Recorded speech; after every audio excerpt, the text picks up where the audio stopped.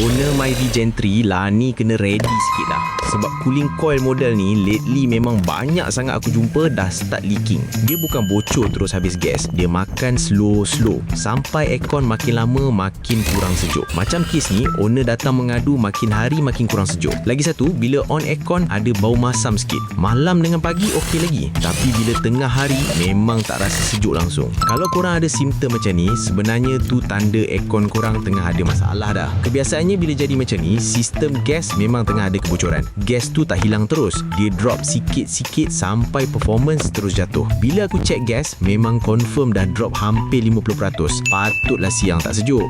Aku explain kat owner ada dua option je. Satu, top up gas dengan minyak kompresor dulu untuk sementara. Yang ni boleh guna kejap dulu, tapi risiko dia tetap ada kalau kebocoran tu masih jalan. Option kedua, buka terus dan buat checking detail, cari punca gas leaking tu kat mana. Lepas discuss, owner terus ready nak buat checking. Dia tak nak tunggu sampai rosak lagi besar. Sebab bila gas kurang, lama-lama kompresor boleh kerja berat. Last cost repair lagi tinggi. Untuk Myvi Gen 3 ni, bila gas dah drop macam ni, dari experience aku, selalunya cooling coil bocor. Nak keluarkan coil tu bukan senang. Kena buka satu dashboard dulu, baru boleh tarik keluar dan check betul-betul condition coil dia. Cara aku check cooling coil ni, aku pressure sampai 300 PSI, lepas tu rendam dalam air. Lepas buat test tu, memang confirm cooling coil ni dah bocor. Untuk cooling coil ni, aku suggest owner guna balik yang original. Dari segi performance memang lebih stabil dan ketahanan pun lebih terjamin. Airflow pun lebih lancar bila ikut spek yang betul.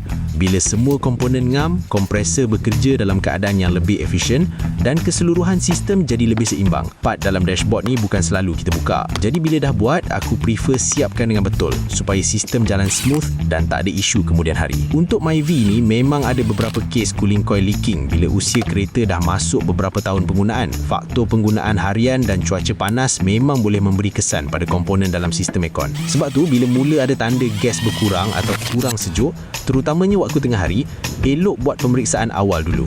Bukan terus untuk tukar, tapi sekurang-kurangnya kita tahu keadaan sebenar sistem tersebut. Kalau dibiarkan dalam keadaan gas yang tidak mencukupi, kompresor akan bekerja lebih daripada keadaan normal. Dalam jangka masa panjang, ia boleh memberi kesan pada komponen lain juga. Jadi lebih baik kenal pasti dan selesaikan lebih awal. Dalam kes ni, selepas cooling coil ditukar dan sistem dibuat vacuum mengikut prosedur, gas diisi semula ikut spesifikasi yang betul. Selepas siap, suhu kembali stabil dan airflow lebih lancar. Bau yang sebelum ini ada pun sudah tiada. Secara keseluruhan, sistem kembali berfungsi seperti sepatutnya. Bagi aku, yang penting bukan sekadar tukar komponen, tapi pastikan diagnosis tepat dan kerja dibuat ikut spesifikasi. Itu yang membantu sistem tahan lebih lama. Setiap model kereta ada karakter sistem aircon yang berbeza. Jadi diagnosis memang tak boleh sama untuk semua kereta. Untuk kerja yang melibatkan dashboard, aku lebih utamakan ketelitian supaya bila pasang semula, semuanya kembali seperti asal. Untuk kes Myvi ni, urusan dengan owner memang senang dan smooth. Dia bagi kerjasama penuh dari awal sampai siap. Nak explain pun mudah sebab communication clear. Customer macam ni memang kita hargai. Bila saling faham, kerja pun jadi lebih tenang dan teratur. Kalau korang ada masalah macam ni juga, cuba komen sikit. Kereta apa dan simptom macam mana.